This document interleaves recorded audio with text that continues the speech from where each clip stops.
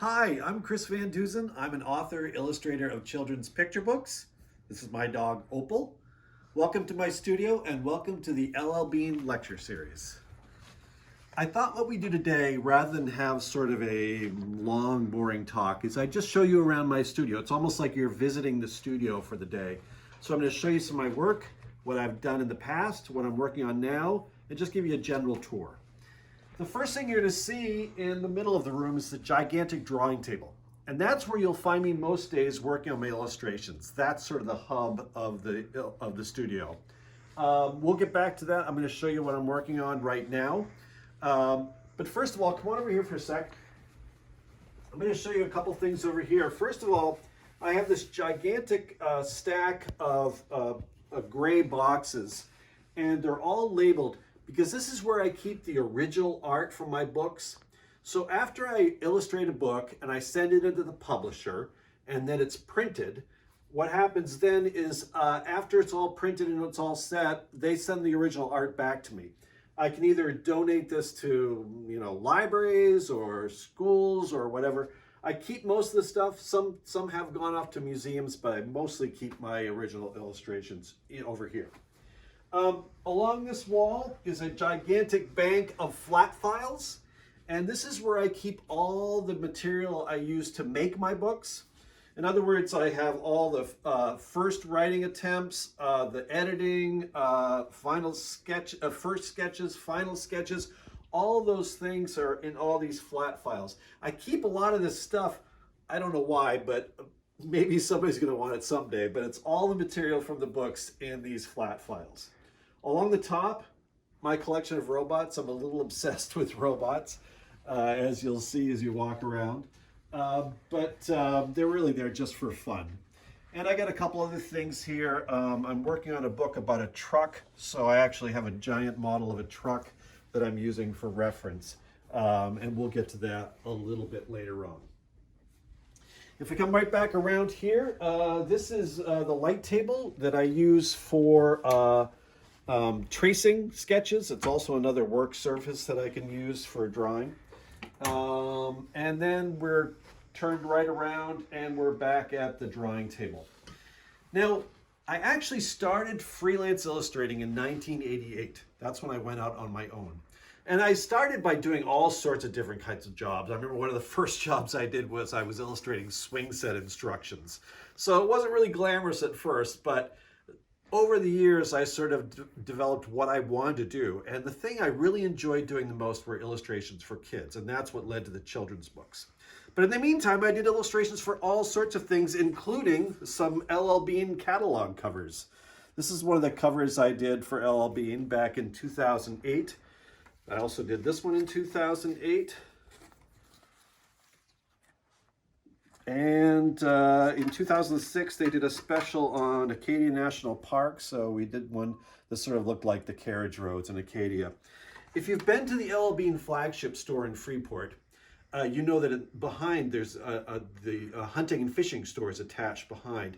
And if you go to the second floor, the connector between the two stores, there's a wall where they've mounted all the illustrations from all their catalog covers on these wooden plaques on the wall. It's really nicely presented. I went up there last year and I actually counted how many covers I had on that wall, and I counted 14 covers that I illustrated on that wall. So it was kind of neat. I'm also, here's kind of a funny thing, I also am the illustrator who illustrated the lobster license plate for the state of Maine. So who knows, you may have one of my pieces right on your car at home. But after doing a bunch of illustrations for magazines and editorial and advertising, like I said, I really got to what I really wanted to do, and that was writing and illustrating children's books. This was my very first book. It's called Down to the Sea with Mr. McGee. It was my first attempt at writing a book. I'm surprised it got published, but it got published by Chronicle Books in the year 2000. So it's 21 years old this year. It did well enough that they allowed me to do a second Mr. McGee book, which came out 3 years later in 2003. This is called A Camping Spree with Mr. McGee. I actually did another Mr. McGee book a few years later called Learning to Ski with Mr. McGee. I also sometimes illustrate stories for other authors. And I've been lucky to be paired with Kate DiCamillo, who's an amazing author. She wrote a series of books about a pig named Mercy Watson, and these are 2 books from the Mercy Watson series that I illustrated.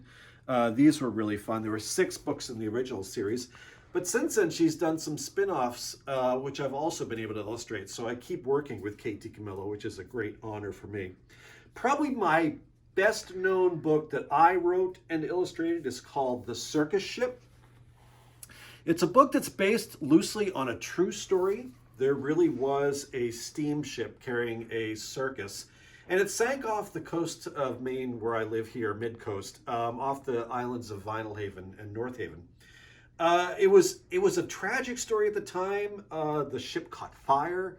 People died in this shipwreck. I mean, it was really sort of a scary thing. But when I read about it, I thought there's something in there that might make a good children's book. So what I did was I sort of reimagined a much happier ending, and that became The Circus Ship. This came out in 2009. And again, it's probably my best known book. These are also pretty popular, though, too. These are called the If I Built books. The first one was called If I Built a Car. That was followed a few years later by If I Built a House.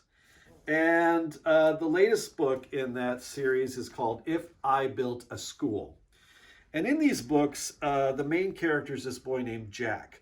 And he describes what he would do if he would build something differently. In this case, his school that he imagined looks nothing like the school where he goes to school.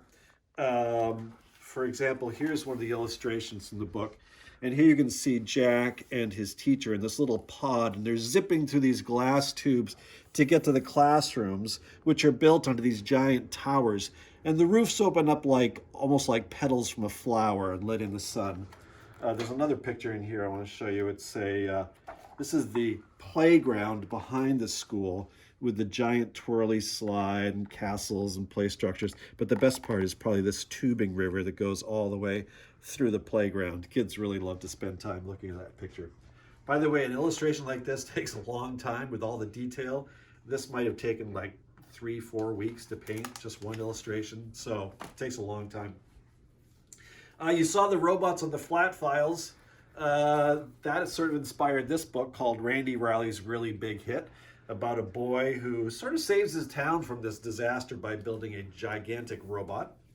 I also wrote a fairy tale, and it's called King Hugo's Huge Ego. It's about a very short, little, arrogant king, and he learns his lesson in kind of a comic way. And this is one of the latest books that I've written and illustrated. It's called Hattie and Hudson. This is different for 2 reasons. First of all, it's the first book I've written that does not rhyme. All the other books I've shown you, with the exception of the Mercy Watson book by Kate DiCamillo, are rhyming stories. But this is the first time I tried writing a book that's in prose, not verse. I did that because it just didn't seem to fit with the story. The story has a little bit more of a serious message, and so it just didn't work as a rhyming story. I want to show you one of the illustrations from this book. This is about a girl who meets this giant monster in this lake in Maine, and here's a good one. This is when the monster is first sort of seen by the town, and they're sort of reacting, and the giant monster Hudson is swimming back to the dock, and there's Hattie sliding off his nose, and she's about to give a talk to the townspeople on the dock, and here she explains that he's really a friendly monster and he really deserves to stay in the lake. They were thinking of driving him out in this story. It's a story about acceptance and not judging by appearance. It's got a good message. So, all right, let's go back here to the table for a second, because I want to show you a little bit about how I work on an illustration. So this is a picture I'm sort of halfway through for a book that I wrote and illustrated. It won't come out until next year. Usually takes about a year for a book to be printed. So in other words, after I ship all the illustrations off to the publisher, it takes another year for them to produce the book, because usually it's sent to China to be printed. So it takes a long time to transport back and forth. I start with a sketch. So here you can see, this is the sketch that I did for this page. And this is a spread illustration, which means this is a page and this is a page. So when you open up the book, this is the full picture you'll see. And this line here indicates the gutter, the center of the book. So this is the sketch that was approved by the art director and the editor at the publisher. I take this sketch, I blow it up on my copier machine over there, and I just do it to a larger size. The reason I make it larger is because it's easier for me to paint at a larger size, especially the detail. And then it's, as long as it's proportional, it can be reduced down to the size of the book. Then what I do is I rub a pencil all over the back of the illustration. And I do that so I can transfer the picture to the illustration board. I'll show you an example how we do that. I've got a scrap of illustration board here. I'm going to flip this over. And let's say we're gonna draw this character. What I do is I take the pen and I just kind of draw over the sketch, right? And then if we flip this up, the pen pushes the pencil onto the board, and then I can paint using that. So that's why I keep that taped to my illustration throughout the whole process, because sometimes I have to flip that back and put the details in there, which I'm gonna paint. And I keep the sketch taped up there just so I can see when I'm working on the color art to see if it's right. Over here, I've got these plastic plates. These are the kind of plates you buy for picnics, you know, with the dividers. This one's kind of messy. But what I do is I use these as palettes for my paint. The type of paint I use is called gouache. That's it right there, gouache, G-O-U-A-C-H-E, gouache. I tell kids it rhymes with squash. And gouache is an opaque watercolor, so it's kind of like a thick watercolor. And what I do is I use these plates as palettes to mix the colors. And then I label each of the colors. If we flip around, you may have noticed when we were looking around that I've got a whole stack, a whole line of the plastic plates all lined up here, and they're all labeled. And these are all the colors I'm going to be using throughout the book. The reason I do this is because I like to keep the colors consistent throughout a book. In other words, it really bothers me if, like, a kid's shirt is a color in one picture and then you turn the page and it's slightly different. And kids notice things like that, so I try to keep it consistent. So I use these plastic plates and then I put them in these Ziploc bags just to keep them clean so the dust and dirt doesn't get into the paint and make it sort of hard to use. All I have to do is just add water to this paint, it reactivates it, and then I can use it throughout the book. So that's what those plastic plates are. And over there, I've got a bunch of brushes. I usually like to use really small brushes. This is a 4/0, 4 zeros, and I use this and 3 zeros a lot, so because I like to put a lot of detail. And like I said, an illustration like this, I've been working on this probably about a week and a half. And I've still got probably another week to go to finish up these areas. So that's basically it. That's what I do. And generally a book altogether takes me about 9 months to a year to make. It depends on how much detail is in the pictures. The circus ship, for example, has an illustration in the back where all the animals are hidden in one big picture. That took a long time. It took me about 4 or 5 weeks just to paint that one picture. So a book in general will take close to a year to write and illustrate. So that's pretty much what I do. That's where you'll find me every day doing this. And I thought, since some of you may want to hear a story, we would end with a story. If you don't, you can cut off the video now. But for you kids, I'm gonna read a story, and it's one of my earlier books, and it's a book I associate strongly with L.L.Bean, because after this book came out, I had several book signings at L.L.Bean featuring this book, and it's all about camping. So I thought we'd read A Camping Spree with Mr. McGee, my second book. All right, let's go over here, and then we can see the pictures as I read the story. So this is the title page, A Camping Spree with Mr. McGee. Early one morning at 7:03, Mr. McGee and his little dog Dee packed up the camper and hitched up the load, hopped in the Rambler, and then hit the road. They drove to the mountains far from the sea for 2 nights of camping, or possibly 3. "There's nothing like camping," said Mr. McGee. "I know you will love it. Just you wait and see. The views are fantastic. There's hardly a sound. Aside from the wildlife, there's no one around. And the air is so sweet you'll sleep like a log, said Mr. McGee to his small spotted dog.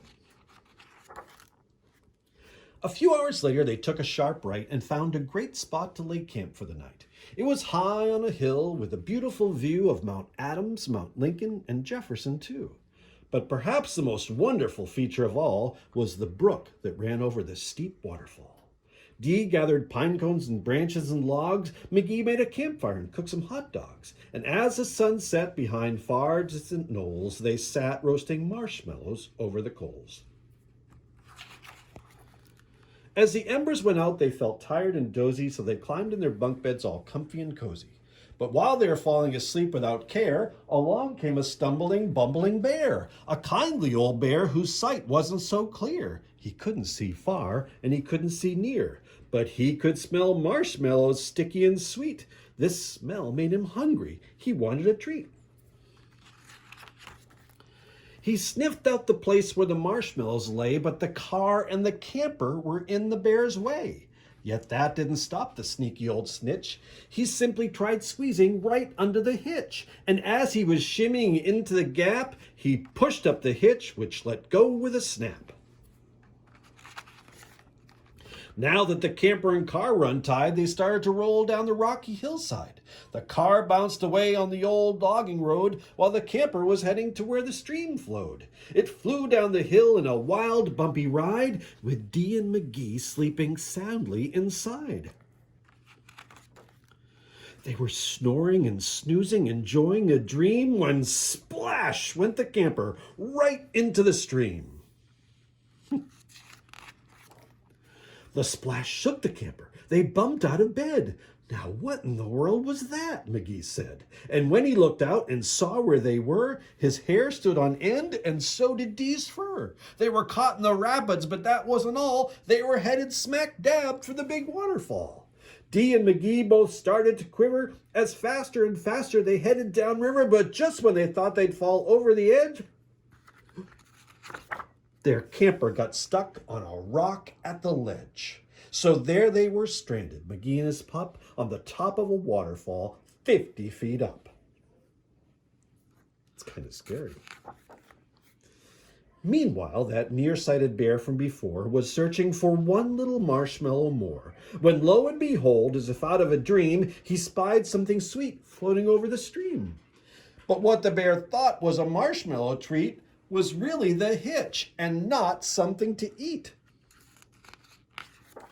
The bear was determined to capture his prize, so he jumped in the water right up to his thighs. He splashed through the stream to the edge of the fall and snatched up the trailer hitch, camper and all. Dee felt a tug. McGee heard a knock as the bear pulled the camper right off of the rock. He dragged them both all the way back to the bank when he realized the hitch was not sweet, but quite rank. He spit out the hitch and left in dismay while McGee and Dee's camper again rolled away. It flew down the path with a jolt and a jar and stopped in some bushes right next to the car. Dee popped her head out. McGee looked out too. Had they really stopped rolling? Could it be true? At last things were quiet and peaceful and still. They hooked up the hitch and drove off down the hill. And on the way home, McGee said to Dee, "That trip wasn't quite like I thought it would be." So when they got home with the sky turning red, they decided to camp in the backyard instead. That was my second book. So anyway, I hope you enjoyed the story. Thanks for coming today, and stay well and keep reading.